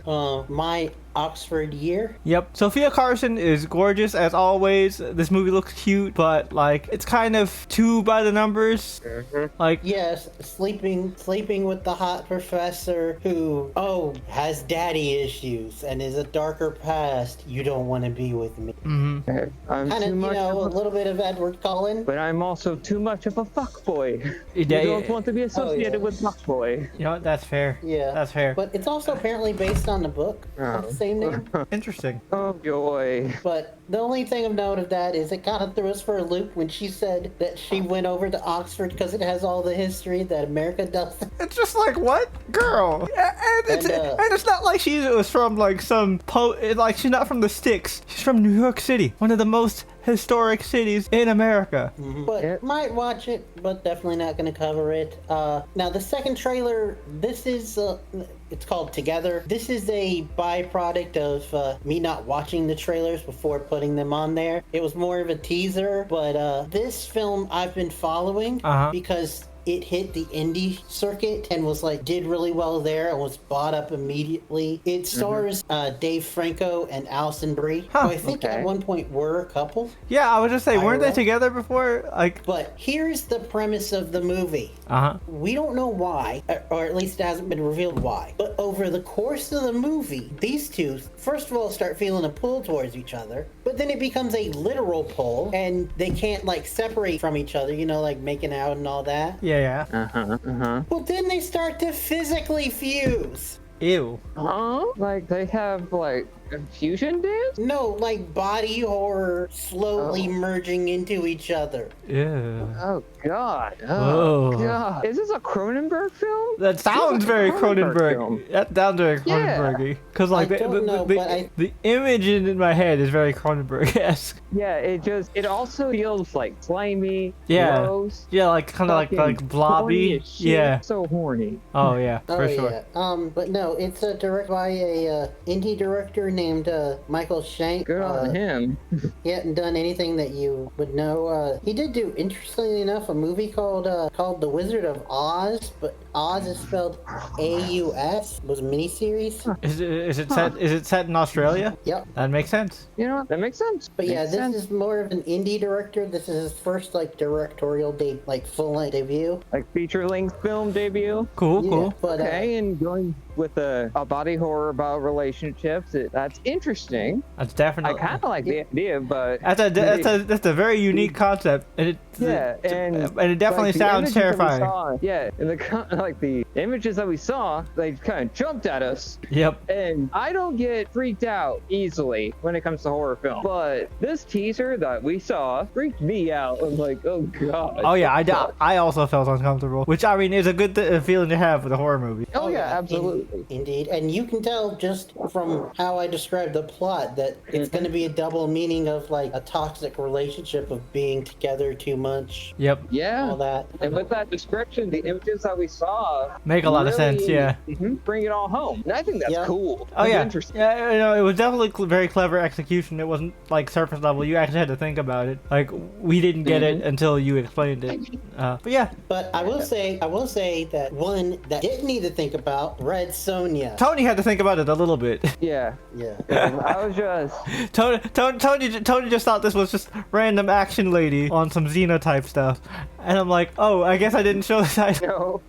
And I could have clocked it with the Red Sonja outfit, but it just didn't automatically click in my noggin. Fair enough. It happened. You guys think You guys think Jason Momoa is gonna make a cameo? I hope he does. That'd be hilarious.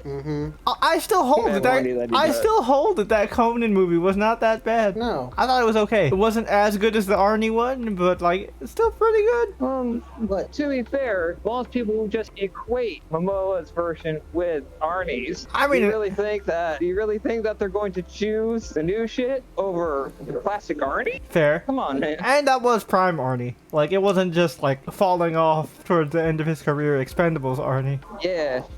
Also, Yeah. they picked the Conan for Mortal Kombat 1. Who they picked, Jay? Who? Fair. But yeah, it looks cool. Also, I will say- Good action, decent humor. I think it's gonna be fun. Also, I will say that I still wish that we could have gotten the Rose McGowan Red Sonja. Same.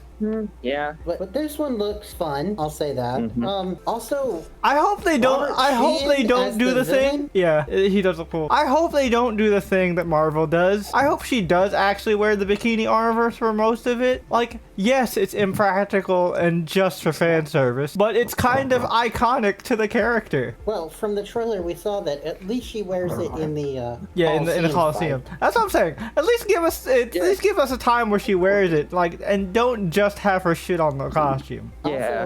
Also, don't know how much she was in the trailer, but also in the film, Jay, is Nissa Vex from Krypton, Oh, cool. the blonde. Oh, huh. Yeah. Yeah. So if you guys never watched Krypton, that's actually fucking Jor-El's mom. Yep. Oh, interesting. Cool. Yeah, because Krypton is all about Jor-El's dad, Superman's grandpa. And they do the like interesting thing where he gets set for an arranged marriage even though he has a girlfriend. Yep. Oh. But in a twist, the girlfriend turns out to be Yeah, it's her. I'll go ahead and say it. The girlfriend is Lyta Zod. Oh shit. It turned out she was already pregnant by the time that but I forget the grandpa's name, but grandpa was set to have this arranged marriage. So yeah, that's right. In this universe, Jor-El and Zod are half brothers. Holy Yep. shit. And he he does end up falling for This Vex, his arranged marriage wife. She turned out to actually be really cool. Yep. And she turns out to be like Jay's favorite trope. Bitch with a heart of Blonde gold. bitch with the heart of I would gold. say blonde bitch with a heart of gold. Yep. Hell yeah. That is my favorite But- trope. I do love it. Before they could really explore their relationship, the show was canceled. Yeah, it was honestly a really good show. They had Barristan Selmy as Superman's great grandfather. Great, because he was the grandfather to Superman's grandfather.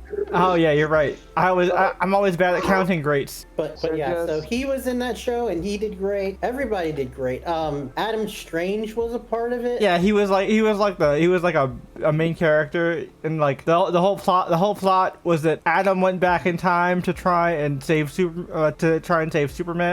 And the season 1 twist, which get this, like really hurt us, is he goes back to modern time and finds out that yes, things are different, but now everyone is under the rule of Brainiac. Yep. Oh no. And that's how we end the season Yep. on the show. Yep. Holy And the version of Brainiac they got for a sci-fi show, yo, that's fucking he looks so cool. Yeah. But anyway, Red Sonja looks fun, but I gotta be honest with you, I'm more excited about the TV shows. Yeah, same. First of Sure, all, yeah. Alice in Borderland.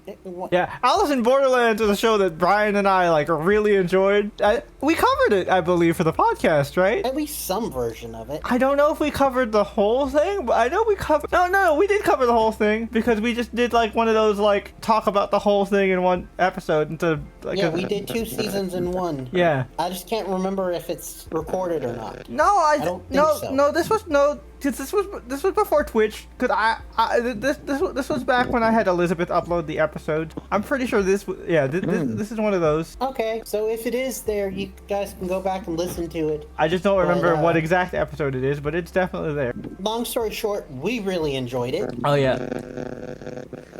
And it's only like it doesn't have that many episodes per season, and since it comes out all the way September, Tony has plenty of time to catch up. Yeah. As you can see, it is a very intense show. Yeah, like it definitely piggybacks off of the hype that Squid Game had because it came out like maybe around the same time.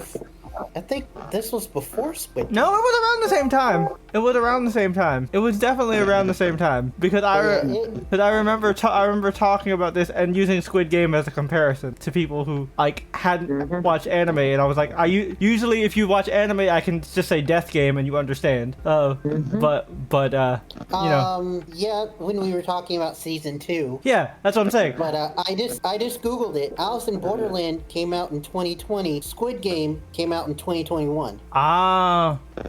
Okay. Because by the time that we were talking about season 2, season 1 of Squid Game had already come out. Yeah. Because I remember specifically I watched this with my family Christmas of 2020 because this was the Christmas right before COVID happened. But yeah, it's a great show. Really enjoyed it. Very creative. And it's not like Squid Game where, we've got these games, but it's only like 5 games in one season. Yep, no, the games happen all throughout. You have a really solid cast of characters. It's fun. There's also not in the trailer. Yep, there's also an anime adaptation of it as well because this is based off of a manga. Because I also remember, I remember I watched the anime afterwards and being like, oh, the anime's not as good because it doesn't cover as much. Yeah. Because it was just because it wasn't like an anime, it was just OVAs, I believe. I think it was meant to be an anime, but got canceled. That makes sense. But yeah, overall, excited for that one. I did not know this was coming out. Like, I remember Brian covered in news stories that this was in production and shit, but it's cool to finally see a trailer. Apparently, it was farther in production than we had thought. Right? Because it's coming out in September. Yeah, September 25th is what they said in the trailer. Yep. But also, show that we were talking about recently, Twisted Metal. Literally the previous episode to this. Like, it just came up organically in conversation. So good timing. Bless you. Thanks. But yeah, it looks dope as fuck. I'm excited. We're here at the actual race. I can't wait to see how this goes down. As always, Sweet Tooth terrifies me. Yep, which, by the way, if you didn't notice, Tony, is voiced by Lego Batman himself. Yep, Will Arnett. Really? Yeah, that's Will Arnett. No. Yeah, dude is a super talented voice actor. Yeah, they were like, Sweet Tooth is such a great, like, big, iconic character. So there is no way that we can encompass like all of him with one actor. So they have a suit actor. They brought in a wrestler. I forgot his name, but they brought in a wrestler to be the physical embodiment of him. But then they brought in Will Arnett for the vocal part, which I think was a good call, and it blends together really well. But also great to see Anthony Mackie back as John Doe. Yep. And Stephanie Beatrix as Quiet. Yep. And not to be confused with Metal Gear Solid. Yeah. Also gonna be interested to see how they handle that baby doll twist. Yeah. That I believe is show only. Yeah, it is show only, I believe. Although it's been a long time since I played the game, so I don't know. But it seems like they're like fully embracing the wildness of the game. Oh yeah, it looks like it's gonna be fucking chaotic, and I'm here for it. And the guy that they got to be Julius, is that his name? You mean the main bad guy? Yeah. Isn't that Calypso? Isn't it Calypso the main bad guy? I was like, where'd you get? I was like, say Julius. Fuck if I know. That's what confused me. I was like, but Calypso. I don't know who that actor is, but it's weird. He's like channeling a mix of Jared Leto and Tommy Wiseau. Yeah, I could feel that. But I'm excited. Hopefully we're gonna cover it for the show. Although it's gonna be in August, and y'all already know how packed July is. It's probably gonna bleed into August. Yeah. So who knows? I mean, shoot. By the time they're seeing this, it'll be in August probably, because July is almost over. So we're about halfway. Yeah, this might still make it into July, depending. Yep. I'm actually after we wrap this up, I'm gonna try to upload the last episode. Yeah. The previous episode, which is the Pokemon Horizons one. Yeah, I believe so. But last but not least for the trailers, though, King of the Hill is back, baby. Yeah. This is what Tony and I have been excited for a while now. The revival looks to be awesome. It's great to see these characters again in these new places and new times of our lives. It's so rare that you see an animated show where the kids are actually able to grow up. Yeah, right. And it's just awesome. It doesn't feel different like not to say that like the show hasn't changed, but like it has the same heart to it, you know. And like I really do feel like Mike Judge and the rest of the team like aren't just doing this for a cash grab. They actually have something to say. Like you know, Futurama had like a little bit of a rough start in the beginning of their Hulu era, but I feel like they really picked it back up.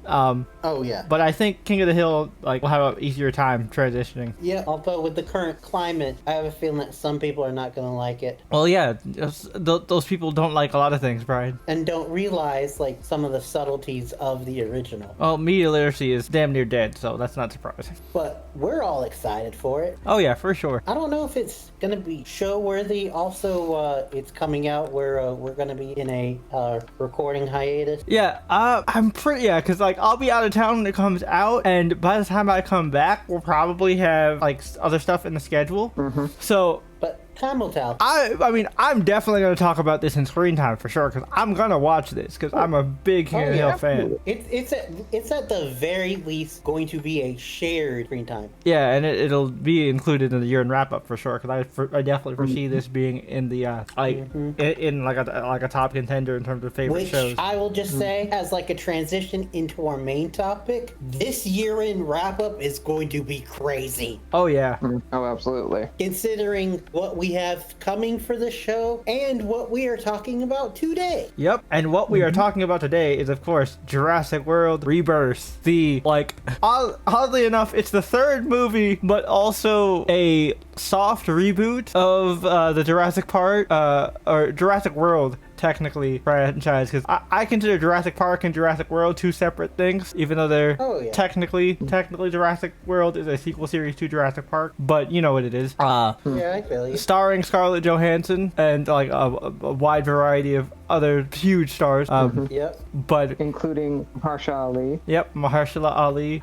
You know. And Dan Stevens. Yep, and he, you know, he's like, you know what? They're not gonna let me hunt vampires. Fuck it, I'm gonna hunt dinosaurs. Oh, sorry, no, that was not Dan Stevens. I That was wasn't- Jonathan Bailey. Oh, I wasn't talking about him. I was talking about. I know. Oh yeah, well I'm yeah. sorry, my Mahershala. bad. Yeah, I was talking about Mahershala Ali. Apparently, apparently it's still in the works, So they but say. it's Yep. just been delayed. To all hell. Hell and back. Yeah, but But even Mahershala Ali is like, fuck if I know. I'll do it if they finally get it off the track. yep. I mean, and Blade's been getting a lot of love recently, so who knows?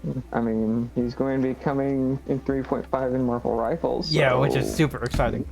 But yeah, so let's talk about it.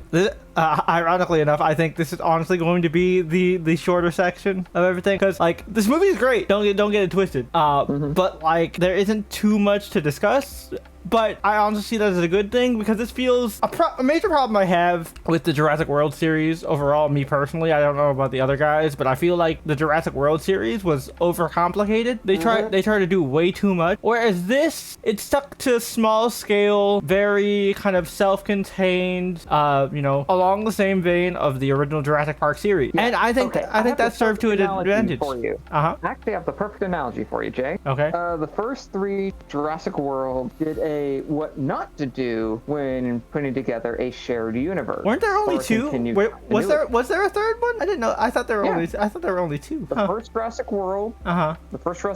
then Fallen Kingdom, and then Dominion. Oh, so there were three. Okay. Yeah, those films, the Jurassic World films, aside from this one, is an example of what not to do when it comes to a continuation in a shared continuity. You hyperfixate on the past and nostalgia in Dominion to where you kind of lose track of what made the franchise cool. Yeah. I You think make the it first Jurassic complicated World. and convoluted. I think the first Jurassic World was okay and was pretty good, but the way that it ended, it left them in like a corner where they had to go global. and that's- It kind of pigeonholed them into a direction, and they all didn't honestly know what to do with that direction. Yeah, that's kind of what I'm getting at. Yeah, for sure. It's a what not to do. And I think when it comes to continuity. And I think that the biggest strength with Jurassic World Rebirth is that like it was not reliant on nostalgia. Like sure the score kicked in a couple times, but it wasn't overused.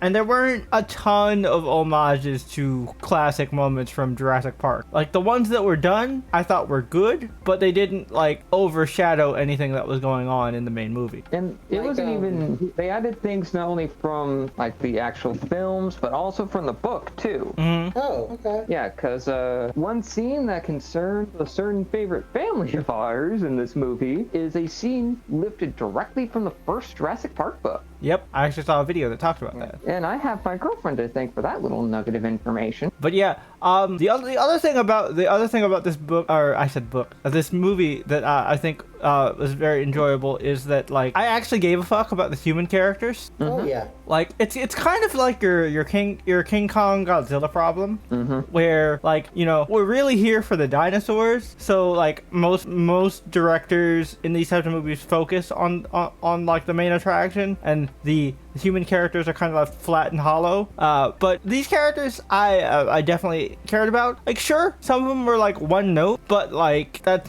not super important. And Which, like it's funny that you bring in the Godzilla King Kong connection, because I don't know if you did that on purpose. I did not. But this is directed by Gareth Edwards, Oh yeah, who did Godzilla 2014? and like the latest stint of Godzilla movies. Did he do all of them from 2014 up until the recent Godzilla? Was that all him? I believe so. Oh. And X was officially his last one. But yeah, no, and the human cast is also very small, so like they didn't overpopulate the cast as well. And I actually cared about the family dynamic here. One of the things I hated from the first Jurassic World were those two fucking kids. Oh yeah. Those kids were the worst. Not because Also, like these kids were real. oh yeah. And one of the things is they actually addressed something that even the original didn't, and that is how much something like this would traumatize a kid. Yeah, no shit. Because that little girl, Oh, she yeah. did a really good job at playing traumatized. Oh yeah, she was going through it. Like especially just like after they first recovered from their initial attack, and it's just like and she's just completely silent. It's like, oh, it's okay. If you don't want to talk, you don't have to. I'm like, and the dad did a really good job of just kind of like stabilizing everybody. Yeah, and the point where that one character shows up, everybody else is worried, and the dad's like, no. If it helps her, let that happen. Yep. I think Scarlett Johansson was amazing in this movie as Zora. Yeah. It just goes to show how really underutilized she was at Marvel. Oh. And they're definitely gonna regret that one. Oh yeah. And I'd like to see her in like a John Wick spin-off movie. Oh yeah. No, she can definitely hang with the best of them in terms of action scenes and whatnot. All the stuff with the dinos was really fucking cool, especially like the main ones that we are after, because if you guys could tell from the trailers, this is mainly like kind of like a sample capturing mission. So like the three dinos that we mainly deal with in terms of plot purposes, they were all really cool. And they were all very unique, and dealing with them. Sorry about that, And Brian. dealing with them were all unique situations. Yeah. Yeah. Oh man. Even though one is technically a marine reptile, but Yeah, still within the overall umbrella. And man, I will tell you, if you guys haven't seen this movie, because we are in the spoiler-free section, Tony gave me this warning, so I'm going to go ahead and pass this warning on to y'all. If any of you in the audience are afraid of the open ocean or deep water, like fucking bring an emotional support blanket, a stuffed animal, something, because there's some scary shit in here. Scary shit. I gotta tell you, it also didn't help that during some of the ocean stuff, ironically enough, including when a thunderstorm was happening, outside of my theater. Oh, that's crazy. And I don't know if you read the chat, G. I did, yeah. The light knocked out in the parking lot. Yep. Yeah, lightning hit a light in the parking lot of the theater, which caused everything to just warp and glitch for a second. So all the theaters went out for like a few minutes, and it was just like complete darkness except for the emergency lights. Oh god. Yeah. If that were like, this is what you get when you live in Florida, man. Which also though is this was right about the time that y'all were watching Superman. So this was Yeah. This Yeah. was Friday afternoon. Ah, So okay. could you imagine going to the premiere of Superman and it stopping? Oh, that would suck. Oh, That would God. suck. That would suck. But at that moment, I would hope to God that would there be like, okay, come on, Superman, just leave from the screen, save my ass. But yeah. But to piggyback off of like the whole thing of it being scary shit, this movie really does go back to its roots in terms of Jurassic Park for it being a monster movie. Because a lot of people forget, Oh, yeah. the original Jurassic Park movies were basically monster movies. Oh, yeah. People were getting chomped, and let me tell you, people get chomped. Oh yeah. Yeah. And it's more of and it's less of like with the Jurassic World stuff where it's like, oh, this rando that we didn't even know that we care about, they got chomped. No, it's all fucking trauma fuel. People we actually care about get chomped on. Even though we may not know much about some of these individuals, like They still seem like nice folks, nice enough folks. they didn't deserve the fate that they were given, man. Somebody did. Huh. I mean, one individual definitely did. Yeah. But the others, nah, they were innocent, man. The The only other major complaint that I have for Jurassic World Rebirth, to wrap up the spoiler-free section, is that the big bad final confrontation dino that we set up from the opening of the movie that we finally get to see was just kind of generic and expected. You know, I wanted a little bit more extra flair, especially with the premise of these being all the rejected genetic abomination dinosaurs. And also, with the setup that we had, I guess you could say river scene earlier, and it's just like, you show us that, then you have this as the final confrontation. Also, I will say that one other minor criticism is that the human villain was very mustache-twirly villain. I don't know. I'm cool with that because it's been so long since we've had villains that are just evil. Like, I wasn't saying that he needed to be redeemed or anything, or have a tragic backstory. I just meant, and I didn't say that there was anything wrong with it. Just No, I'm just saying. I was just saying personally, for me, that wasn't a criticism because I kind of enjoyed it because it made the villain getting his just desserts that much more satisfying. Oh, absolutely. I agree with Jay on this one. That's why I don't see it as a criticism, or I'm not complaining about it personally. All of the action was great, and like loved how it addressed the mythos of the world and but told its own unique story, to the fact where I will go ahead and say this: the characters that do survive, I think it would be cool if they did a sequel with them. However, I would also be cool if we just had the Jurassic World now as a setting for multiple stories, and we could do just individual stories. That's what I hope. That's the direction I hope they go in, personally. As much as I would like to see this group again, which I think, how they set it up, they definitely left a lot of avenues for them to do it and a lot of different directions they could go in. But I would totally. There was one way that I thought that they were really sequel baiting us, but it didn't go how I thought it would. Yeah, so that's pretty much it for the spoiler-free section. We're gonna go ahead and jump into spoilers now. So if you haven't seen the movie, definitely go see it. If you like dinos, if you have kiddos that love dinos, if you liked the original Jurassic Park movies, you'll have a fun time with it. If you like action horror, you'll enjoy it. Yep, and we have to enunciate, otherwise they might get the wrong idea. Or we'll have to say, "Say that, please." Exactly. Like we had to pull with Brian in the last episode. Couple. But yeah. Yeah, spoilers now. Okay. All right, folks, we're getting into this section where we're going to be chatty Cathy's about what happened in this film. If you haven't seen this film, go and skedaddle, leave. But for those who are going to stay, that are just like me, and you're just going to listen to spoilers anyway, you have been warned, individuals. You have been warned. Yes. All right. So, yeah, I like I said, this dude was such a dickhead and so evil that when he got eaten, I was like, let's fucking No! Also, it was like I had to stop myself from yelling at the screen, like See, and that's within what, multiple times. and that's what I mean. Like, yeah, he was mustache twirly and evil, but he got your blood boiling. This guy did his job. He Also, understood he the was a assignment. dumbass. Exactly. He understood the assignment. The actor, I mean, not the character. Obviously, the character was a dumbass. Yeah. Yeah, so it has been so long, and I'm happy that so far that we're having like our blockbuster film streak being films with unapologetically evil villains, just evil Yeah. motherfuckers. Yep. Because I we got love into that. a trend where it's like every villain had to either be redeemed or have a tragic backstory. Or a sympathetic motivation. Sympathetic motivation is another one. Because remember, people like Thanos has a very sympathetic motivation. Even though, if you really pull the thread on it, it's kind of dumb. Which to the fact where Josh Brolin has gone on record to say that anytime he's at a Comic-Con, he still gets comments like if Thanos was powerful enough to take out half the population, don't you think he could have instead just created twice the amount of resources? Seriously. I mean, yeah,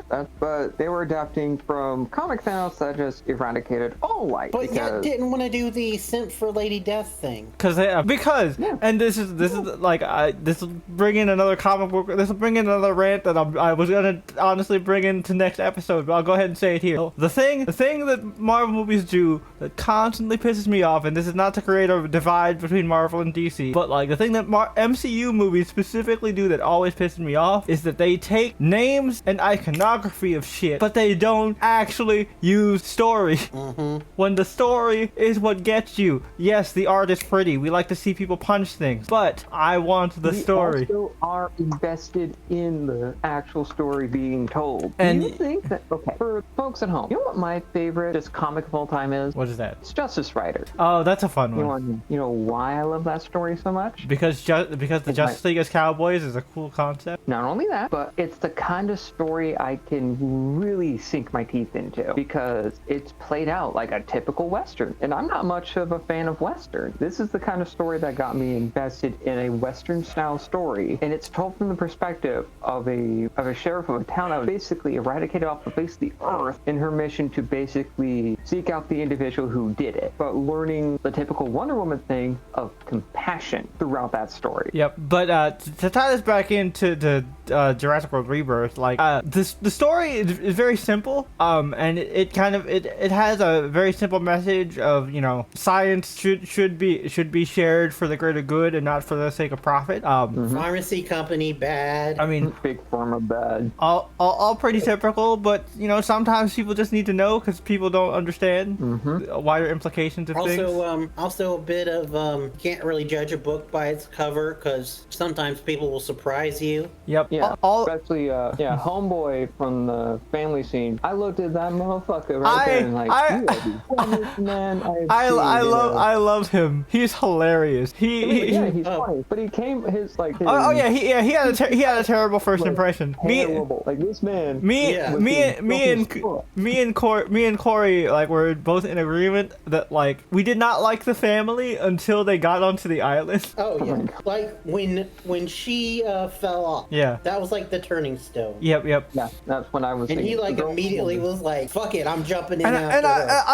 I also just like that, like he's self-aware and he's just like, yeah, I don't know why the fuck she's with me. I kind of suck. Yeah. Which, by the way, that is the same actor as David the Demon from Dead Boy Detectives. Oh shit. Huh? Well, I'll be damned. But yeah, like the family's dynamic is really strong. The dad, the disapproving dad, like, you know, getting to respect the slacker boyfriend, pretty stereotypical, but still well handled. They didn't spend too much time on it to make it annoying. Oh, absolutely. They gave the cute little animal sidekick, but didn't focus on it too much to make it distracting. I still want a plushie though. Dolores is yeah. so fucking cute. Yeah. Sorry for spoiling that for you, Brian. Nah, you said that there was a backpack creature. I didn't know, like, What kind of backpack anything. creature? Yeah. No, that is fair, but it was a bit of a small spoiler. For that, we apologize. But Also, those little like red and blue dinos were cute too. Compy looking dude. Yeah, I also I love it at I that also point like I also where, like the I like the character arc that Isabella goes through. She goes from like being a like unabashed dino hater to being like a dino advocate. Like me and Corey were having a conversation. I really like that. Really like the character arc she went on. Corey was like, you know, at the beginning she's like she hates dinos, but now by the end of it you're like, oh, she's probably gonna grow up to be a paleontologist or a dino vet or something. Yeah, and I felt so bad for that little girl though. Oh yeah, dude. Oh yeah, She went through it. When that one dude like died in front of her. Yeah. I was like, Yeah, yeah, oh, the- she is traumatized for life. It was the trigger happy motherfucker, right? Like the one that was played by Jonathan Bailey. Yeah. No, not Jonathan Bailey was the main scientist. Oh, Jonathan Bailey was the main scientist. Oh yeah, duh. The like blonde trigger Yeah, yeah. happy dude. He's the one that died. Yeah, the blonde trigger happy was the one that died in front of her. And like, Yeah, he got by he didn't dinos. just die. He held on for dear life. Yeah, as he was being split in and two. also she could hear him screaming like, oh. and looking, and he looked her dead in the eyes as he was dying. I know, dude. That was when I was like, yo, they're not fucking around with this movie. I appreciate it. Kudos to that young actress. Yeah. 'Cause you could see the trauma in her eye. Oh yeah, and like they picked great moments to when to use practical teeth, so you could really sell it more as opposed to just using CGI. And man, like sure, like I felt kind of bad for him, but I felt really bad for the one homegirl that was like just part of the crew that was like the short hair. Yeah, the short hair that got on the beat. Oh yeah, them Spinos, man. They Yeah, were yeah, just no. malicious. That was crazy. And then poor French guy. Yeah, he tried his best. Oh, He got by. he was just trying to help. And he got so far. Yep, and then like the worst part is just like how it ends up like backfiring, and it's like, you know, the main scientist dude is like, oh no, if he's gone, he was holding the rope. Oh shit. Yeah, because he got swallowed whole by a fucking Quetzalcoatlus. Also, they gotta feel real dumb to having to have climbed like 40 plus feet only to find out there were stairs the whole time.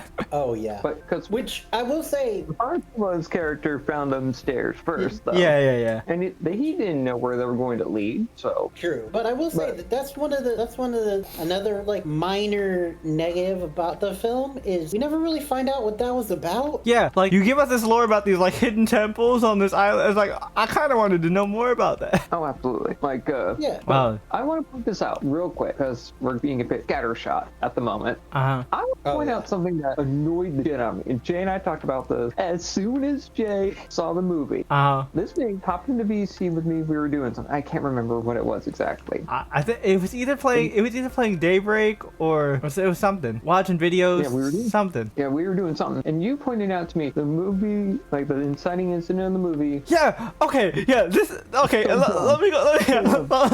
I'll take it from here. Okay. So this is because I work in an animal care facility, and I think I brought this up to Brian. Oh yeah. Non-spoiler wise, but the one bit of product placement. Well, I mean, there's a lot of product placement in this movie, but the inciting incident / like most blatant product placement really pissed me off because it was really stupid. Oh yeah. Because like I work in an animal care facility. I've been back there where we have the veterinary labs and for all the testing and stuff, like for tagging animals, doing all, and you know, drawing blood, doing all that shit. Who the fuck let this man in with a whole Snickers? Food is never allowed in those areas. And also, a Snickers wrapper ruins your entire system? What the fuck? Now that part, the wrapper ruining the whole system, that I agree with you. But dude, you've worked with like the military and stuff. There are several different places where you get to places where it's like you're not supposed to do this, and yet people do it anyway. No, but like, Yeah. But here's the thing: when you're working with animals, they can't afford to not be like super strict about that, because if an animal eats that shit and you know ends up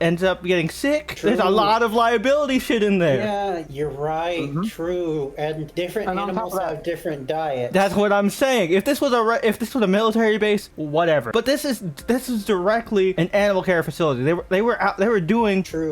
they were doing operations and medical procedures on those dinosaurs in that area. Who the And they were fuck? making Yeah. clones. They're making weird mutants. They were. Everybody had to 24/7 wear full body PPE. Exactly. That's And it what. goes to show All of their PPE is like bright white. All of the like equipment and everything is bright white. So having something like a Snickers would stick out like a sore That was thumb. look. That's the first thing I brought it up to Tony when we started talking about this movie, and that pissed me off. And I was like, "What the fuck?" and That just dude kind of kind of confirms deserved to die. He did. That's why when that lady didn't open the door, I'm like, no. He is the reason all this happened. He should be dead. Fuck that guy. Yeah, and here's the crazy thing, at least to me, right? It just goes to show that InGen was just a dumbass company. Oh, 100%. Like, these Oh, yeah. motherfuckers couldn't really think before they leap. They put their whole lives up for the world to see. Like, look, man, I know you're not you and you're hungry, but fucking eat your snack before you go in. It's as simple That's as why you have that. break time. Or, you know, 'Cause you're doing- just eat it in the area outside before you step in Yeah. there. Like, come on, it's not that hard. True. Because you're Also, doing what a godless abomination. That's like the literally most. that's literally what I do all the time. If I want to just grab a snack, I will step out and go to either the cafeteria area or just into the break room and then come back. Like, it's not that difficult, yo. True. Like, but You can't just think, oh, I just want to have my snacky and have my little badass moment. No, bitch. come on, man. But moving on, something that I did like that was very early on in the movie is them showing like the real life world consequences of the previous Oh, yeah. Jurassic World. Oh yeah, movies. it really Like- it like really with fleshed out the fact world. that- They have dinosaurs interrupting traffic and shit. Yeah. But also, dinosaurs are dying out because the whole world is not the same environment as it used to be back when they were around. So Yep. of course they wouldn't survive long term. And Yep. also, people being constantly traumatized by these dinosaurs would decrease a interest in wanting to see them in a museum. Yep. Or an Because, amusement park. One, they're Yeah. actual like living, breathing animals, and two, fucking scary. Yep. Mm-hmm. Because let me tell you something. I already have an uncomfortable fear of deep water, just naturally. Same. If it's water I can't see the bottom of, I ain't gonna mess with it. Right there with you, brother. Right there with you. Yeah. You throw in like mosasaurs and fucking spinos in there, I'm like, nah, no, don't you dare. Nope. But yeah, Mhm. man. But overall, the movie itself was really good. Yeah, the interactions were good. Although I can say that some of the stuff I did see coming, like when Mahershala Ali's character promised the little girl that he'd keep her alive, I was like, oh god, this guy's gonna sacrifice himself. to save her. I did not. So here's the thing: I didn't see coming. I didn't see him still being alive. I thought he was just gonna be dead. Yeah, oh, that was the part that I was hinting at in the non-spoiler. So I thought for sure. I thought for sure Same. that, I thought- I So- thought for sure that so they were he- gonna leave it. Yeah, 'cause- and they were gonna leave the island, and then in a sequel we were gonna find out that he's still alive because we didn't see a body. So here's the thing. Here's my cynical ass. I lean over to Corey and I'm like, nah, dog. He's gonna die because we already have an entire family of Hispanic people.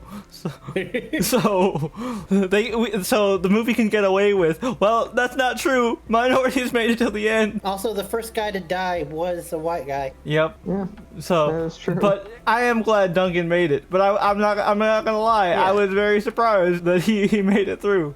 I thought, yeah, like I said, I thought he was gonna be sequel bait. And I'm with Jay on that one, my cynical ass. Like, we got to go back to the island Yep. because Duncan's still alive. But My cynical ass was like, nah, He did. sacrificed himself against that freak Cause nature. I mean, they were setting it up this whole time. Like he's gonna go be with his son, and like, But guys, He was- we've seen so much media that if we don't see a body, No, Brian, No. listen to us on this one. The red flag of death were yeah, flying yeah, over. no, lady. oh no, I told you, I expected him to die. Yeah. But also with the fact that we didn't see a body made me think that he wasn't dead. I mean, to be fair, we didn't see bodies when a lot of these motherfuckers got eaten. Technically, But we Yeah, did but get to we- see them at least have the initial bite. fair. Which is true. And I see Brian's point, but all I'm saying is that the movie really was playing the fake out game. and also with how it was framed to just show how good the fake out was. Like you heard the dinosaur cry. You heard a sound that sounded like chomping, and so I was like, oh, he got. Yeah, he got. Much to our surprise, no, that fucker lived. It's like, I don't know I don't know how he. You want to know what it is? It's like Mahershala Ali is too expensive to die. Yeah. You know what? I believe Also, it. it seemed like the T-Rex can swim, but this creature can't. The D-Rex. Yeah, the D-Rex can't The because D-Rex can't. like I keep saying, it is an abomination that was created because they fucking wanted to. Yep. Just because they thought they could. It was because they thought that normal dinosaurs were getting too boring. Also, Yep. like, and so, okay, cool. But at the same time, the dinosaur you made was boring as fuck. If you hype up, oh, dinosaurs, Yeah. dinosaurs are too boring. I was expecting cool shit from this dinosaur. This dinosaur was just a T-Rex with a xenomorph head. Yeah, Oh, yeah. It was basically a T-Rex that was rancor sized with the protrusion of a fucking beluga whale and treated like a xeno queen. Yep. What the fuck, man? Yeah, it was fucking Yeah. weird, dude. But back to positives of this movie, like we were saying before, like setting up stuff, like the whole entire fact of when Jonathan Bailey's doctor gets the flares, he doesn't just get one. Oh, Dr. Loomis, by grabs the way. all of Dr. them. Loomis is Dr. his name. Loomis. The only reason I remember is because of Scream. Dr. Yeah, Loomis, no. when he grabs the flare, he doesn't just grab one, he grabs all of them. And that's so that later Mahershala Ali can grab all of them and do that badass. Also, Distraction. side note, do you think Dr. Loomis's grandfather was a psychologist for a notorious serial killer? 100 Yeah. million%. 100 million%. I was like, I recognize that name from somewhere. There's Billy Loomis from Scream, obviously. Yeah. And then Dr. Loomis from Michael Myers, Halloween. Halloween. Billy Loomis was probably named after. Yes, he was. Because they are if not referential when And it comes to the Scream franchise. and Dr. Loomis's actor has the most appearances in Halloween movies up until he died. Up until that man died. But yeah, But yeah, back to this film though. It's a very simple movie with a lot of like subtle complexity to it. oh yeah. Oh, and And there's a lot Did you have- of good subtle world building as well. Like Dr. Loomis apparently studied under Ian Malcolm, which is cool. no, he Also- he studied under Grant. Oh, it was Grant. It's Dr. Grant. Oh, it's Alan Grant. Okay. Yeah, But also, by far, like the best mutants that they got out of the movie were the Mutodon. Oh yeah, Thing, those look cool as fuck. But also, Also, like you were saying, they were the Jay. greatest takeout they- death that I've ever seen. Oh yeah. Oh yeah, but also like you were saying, Jay. Not only did they like address the mythos of the world, they also like created their own like with Scarlet and her whole like backstory. And everything. Her being like a mercenary and shit. Yeah. Just being Black Widow without being Black Widow. Also, one of my favorite moments, just for me personally, because this is just a fun moment I had at the theater, where I made a joke and I made like several people in my theater laugh because they heard me, because I didn't know I was speaking that loud, but I'm a loud motherfucker, I should have known. The scene where like they're trying to get through the gate to open the gate so they can escape from the T-Rex. Like, obviously we knew where it was going, but when Scarlett Johansson tried to squeeze through, I said out loud, ain't no way, her ass is too fat for that. I mean, fair. So, like, several people in the rows near me looked at me and laughed, but I just stared them back like, am I wrong? Yeah, Colin Jost is a lucky man. Oh yeah. But yeah, that was funny. That was a good time. That was a good moment for me. It was. Overall, final ratings and final thoughts. I'll start. I really like this movie. It's a nice return to form, and it gives me hope for the Jurassic Park franchise moving forward, or I guess Jurassic World franchise moving forward. And I want to see more, whether it be with this intrepid crew of adventurers, or just more in this world, because they did a good job of fleshing out the world more as well. I was just gonna say, just real quick, like, because we don't really have a speculation for this, but I just want to say real quick that I would like to see, like, maybe a character who's like a kid from the original franchise grown up. Oh, I would like that. Yeah, That'd yeah. be Cool. I mean, we've had several kids in the Jurassic Park franchise. Yeah, but So- to have one of them return as an adult. Yeah, that would be cool. Anyway, sorry. No, you're good. You're good. I would give this a solid 9. It was great. Like, it doesn't have quite enough enough to push it to the 10, but like the moments that got me really had me immersed in this world, and I feel like that's the objective of these kind of movies, and it genuinely had me like terrified out my mind at points. So like it earns for me, despite some of the hokey, silly parts of it that were kind of really dumb. But honestly, like these movies were always really dumb if you actually think about the movies. If you say the plot of Jurassic Park out loud, it's stupid as fuck. And also, let's not forget, like, what was considered to be the worst moment of the franchise. The Talking Raptors? Until the Worrld series came out. And that was, I think it was like 3, where the teen girl did gymnastics to defeat one of the dinosaurs. Oh, see, I thought the Talking Raptors was the worst moment in Jurassic Park 3. Oh, yeah, that too. That was a crazy jump the shark moment. Like, Alan. Yeah, Alan. that too. That will always get me. I still think that's the dumbest shit I've ever seen. It may have been dumb, but it was funny as hell. It was, but yeah. This one avoided that. But still, solid. Again, solid 9. Not enough to push it to a 10, but I really enjoyed it, and I left actually feeling good and wanting more. Like it reminds me a lot of how I felt after watching Force Awakens. Like it was like, this was actually really good. There's a lot of potential here. I think this could be awesome. Let's just hope they don't. I don't think they're gonna Last Jedi this, but knock on wood. Please God, don't fuck up. All right. So, Brian, what about you? Final thoughts and rating? Basically, it feels the same way. Like, it was a little cheesy and a little hokey at times and a little cookie cutter, but it was very fun, and it brought back, like, not only the scariness of the original franchise, but, like, how do I phrase it? The, like, smaller scale, like, personal story of the original. It had a more intimate feel to it. Like, this made me feel how I felt when I watched Jurassic Park for the first time as a kid. Yeah, I agree with that. Because the whole entire thing about Jurassic Park was that it was one little park that everybody visited, not dinosaurs all over the world. Yep. Whatever. Anyway, back to this though. So I really enjoyed it, and like as you were saying, as the more I think about it, the things that I think that are wrong with it are minor. So in the end, yeah, I think I will agree with you and give this a solid 9. All right, Tony, what about you? Yeah, we have a hat trick, Jen. Nice.